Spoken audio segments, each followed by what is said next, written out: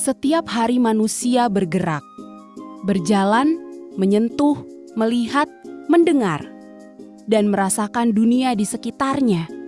Semua pengalaman sederhana itu ternyata tidak hanya menjadi aktivitas fisik biasa, tetapi juga membentuk cara manusia memahami makna.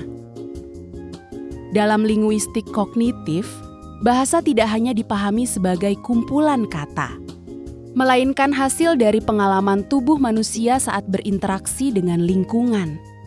Cara manusia bergerak, memahami ruang, dan merasakan arah ternyata memengaruhi cara manusia berpikir dan menggunakan bahasa sehari-hari. Sejak kecil, manusia belajar melalui tubuhnya sendiri. Kita memahami konsep naik dan turun saat menaiki tangga. Kita memahami arah ketika berjalan dari satu tempat ke tempat lain. Kita memahami dorongan saat memindahkan benda. Dan memahami keseimbangan saat berdiri atau bergerak. Semua pengalaman fisik itu tersimpan di dalam pikiran dan menjadi pola dasar dalam memahami berbagai konsep kehidupan yang lebih abstrak.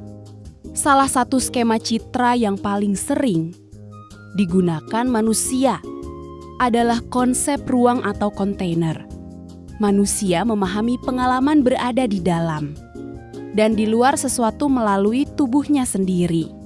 Dari pengalaman sederhana itu muncul berbagai ungkapan seperti masuk ke dalam masalah, keluar dari tekanan, atau terjebak dalam pikiran. Walaupun masalah dan pikiran bukan ruang nyata, manusia tetap memahaminya seolah memiliki batas seperti sebuah wadah. Tubuh manusia juga membantu memahami konsep atas dan bawah. Saat seseorang merasa percaya diri atau bahagia, tubuh biasanya berdiri lebih tegak. Sebaliknya, saat sedih tubuh cenderung menunduk. Dari pengalaman itu lahirlah ungkapan seperti semangatnya naik, mood sedang turun, atau posisinya tinggi.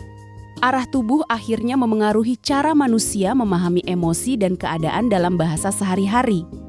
Dalam linguistik kognitif, kehidupan juga sering dipahami sebagai sebuah perjalanan. Manusia mengenal titik awal, proses, hambatan, persimpangan, hingga tujuan akhir melalui pengalaman bergerak dari satu tempat ke tempat lain. Karena itu muncul ungkapan seperti menentukan arah hidup, berada di persimpangan jalan, atau mengejar tujuan masa depan. Bahasa ternyata sangat dekat dengan tubuh manusia.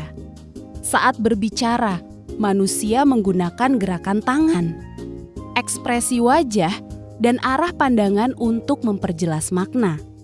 Bahkan tanpa disadari, tubuh membantu menyampaikan emosi dan maksud tertentu dalam komunikasi sehari-hari. Dalam linguistik kognitif, makna bahasa terbentuk dari hubungan antara tubuh, pikiran, dan pengalaman hidup manusia. Dari gerakan tubuh yang sederhana, manusia membangun cara berpikir, memahami pengalaman, lalu menciptakan bahasa. Karena itu, bahasa bukan hanya alat komunikasi, tetapi juga cerminan cara manusia memahami dunia dan kehidupannya. Sampai jumpa pada video pembelajaran selanjutnya. Terima kasih, sampai jumpa.